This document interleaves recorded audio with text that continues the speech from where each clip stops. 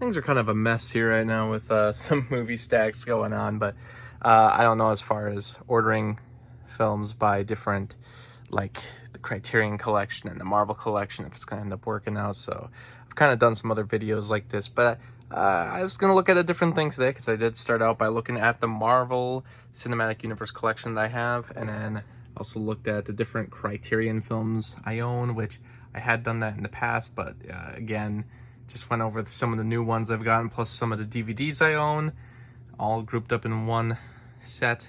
Besides the bigger sets are over there, the Godzilla set and the other set, the Ingmar Bergman set. I also was going to look at these. So this is the Shout Select collection, which continues over here. And this is just kind of a odd assortment of films. Like, this is...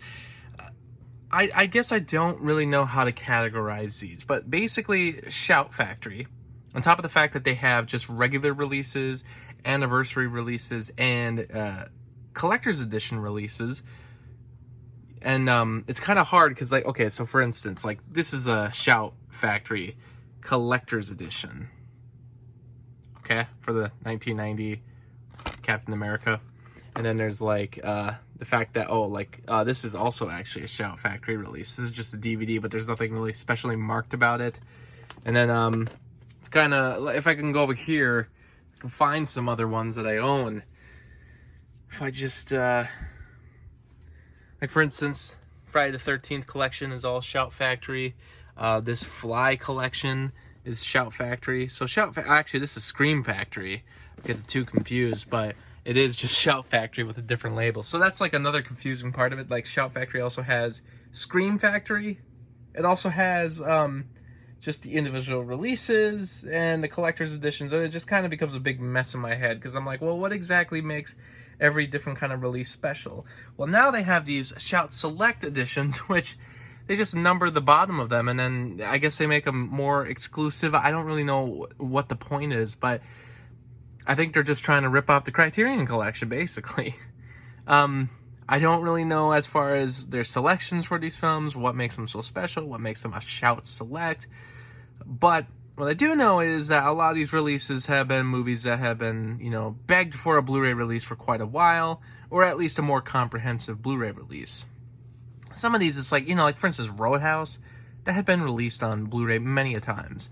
But To Live and Die in LA, I'm not so sure about this one. I think I did flip over this insert, by the way, because this cover is what the original poster looks like. Plus, this is just like DVD that I was familiar with. And this is actually out of print. I should mention, too, Shout Factory, which has a couple things out of print. A lot of these Shout Select editions are out of print now. Roadhouse is also out of print, weirdly enough.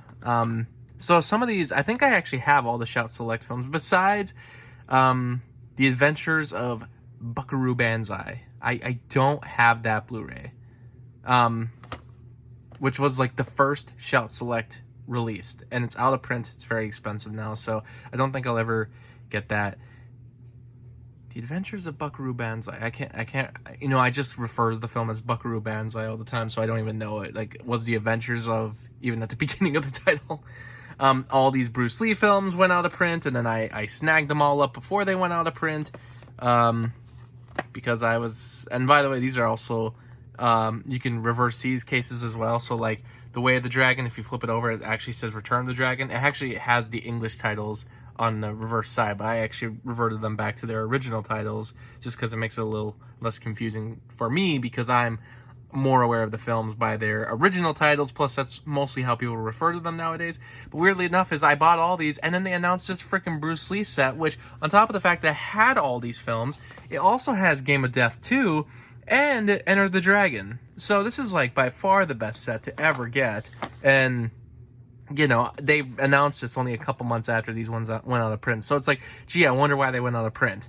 It's because, yeah, right. So it's like, well, I shouldn't have bought all these. But granted, there are different special features on this and different transfers. In fact, I think, okay, so Game of Death has the US version on there, which is the one that most people are kind of aware of, the one that they tried to release after Bruce Lee died. And then they have something called the Mandarin Cantonese version. So that right there I believe is the version that they tried to recreate what the original Game of Death was supposed to be. But then on the Bruce Lee Blu-ray set, they actually have, so on top of the fact that they also have Game of Death 2, which must be like the worst film that Criterion ever like released, like on a general level, probably like one of the worst films they've released. Game of Death 2 does not have Bruce Lee in it at all. But then there's one called Game of Death Redux, a new presentation of Lee's original Game of Death footage. And from what I understand is, I think that Game of Death is actually different from the like 90-minute version that was released on this set. So like there's 3 versions of Game of Death now, probably on top of the fact that many people have probably done their own edits of the film, so it's such a mess. But that's what I mean. Like, it's kind of cool to hold on to these sets and this set because there are different features. Matinee is my newest one, which I got recently for a review, and it is a Joe Dante film, so it's definitely worth having. This is also a newer one. Loved this movie, and it got a Shout Select edition, and, you know, a lot of these seem pretty recent. I think, let me even see, like, this only came out, this Blu-ray, not too long ago. Maybe they don't put the production year on there. That's too bad. Did they not put the production years on the back of these Blu-rays? It would kind of help me for a second. Because these are all... Oh, yeah, so this one's 2019. So that Matinee was definitely, like, 2018, 2019. And also, yeah, Legally Blonde. I think this was, like... I think these both were available on Blu-ray before. But, again, this has more comprehensive special features on there. So, appreciate that. Used Cars, the Robert Zemeckis film, which I believe had a release through Twilight Time, which is the company that did like limited edition releases, and then they're no longer in print, and you know the company doesn't exist anymore, or at least was bought out. And so it was cool that Shout Factory finally re-released the film the way it should be. And then Going My Way, which won Best Picture, and it stars Bing Crosby. This is from, like, 1946. 1944, actually.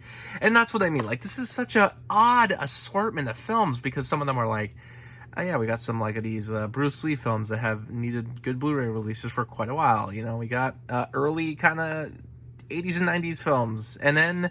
you know, some of these films that just needed Blu-ray releases from the 80s and 90s. And then suddenly they're going to like, okay, so here's the 2000s. I'm like, okay, Legally Blonde, I get it.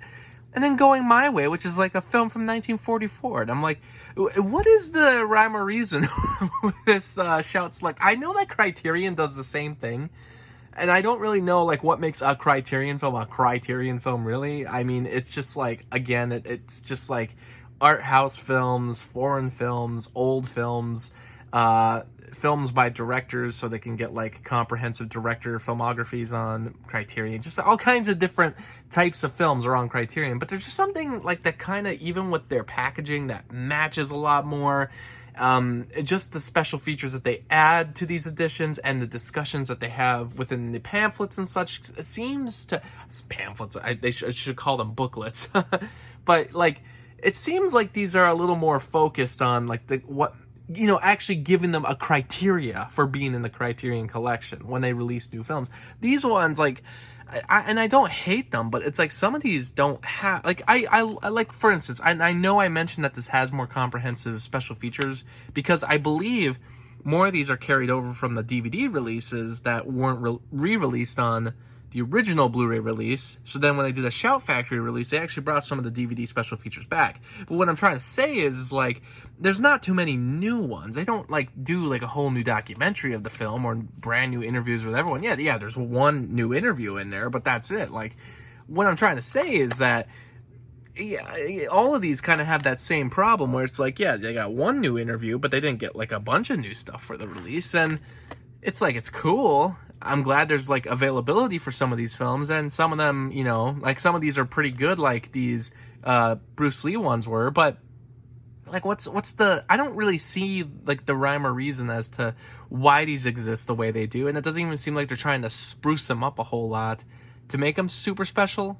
And then, and some of these, like, okay, so, like, this Shout Select set has, like, new commentaries, so this is one that kind of makes a little more sense to me.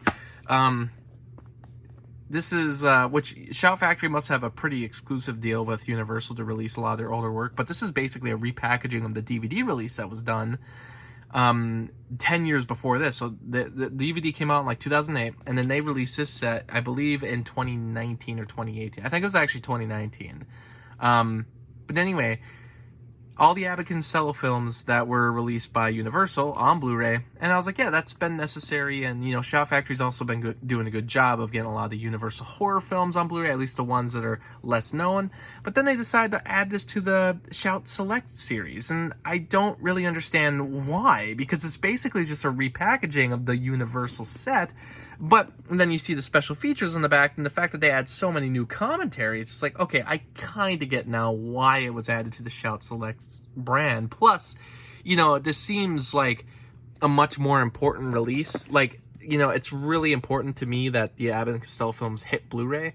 So it's like, I kind of see why this is considered Shout Select. Like, that's to me, a good option. Even though it's like, it's a repackaging, it does add a lot of new stuff to it as far as commentaries go. But then I thought again, yeah, but you've already been kind of doing that with the horror films too. So why weren't the horror films considered a Shout Select release? And then I'm like, maybe because they, you know, started doing the Shout Select releases way after the fact they already were releasing some of the horror films. I don't know.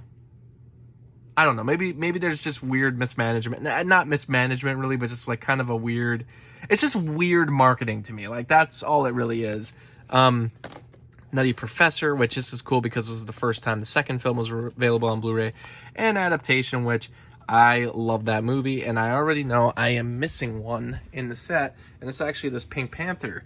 And this is actually another film that is not in print anymore, so you cannot get this set anymore. This was actually the first Shout Select film set that I own, so actually that belongs in there as well. And I have these ordered by number, of course. But yeah, again, it's just like, it's a weird, it's, I don't know, it's weird. I'm just kind of maybe being nitpicky. Like, I like that these are being released, and I would buy them regardless of if they're part of the Shout Select set or not. But I'm like, is that the only reason they were considered Shout Select, was that maybe it gives people an incentive to buy them, kind of like Criterion Collection? But even people who buy Criterion Collection, I don't know if anyone's really out there looking to buy all the spines. They're really just looking for their favorite films, because if you're going to buy every spine, I mean, crazy collectors will do it, but are there that kind of fans for Shout Factory out there? I mean, I like Shout Factory, but it's like, you know, you already have so many different labels. You already have Scream Factory, you got the collector's editions, you got regular releases. Why did you have to do select series releases as well? It's weird. It hurts my brain. Anyway, thanks for watching.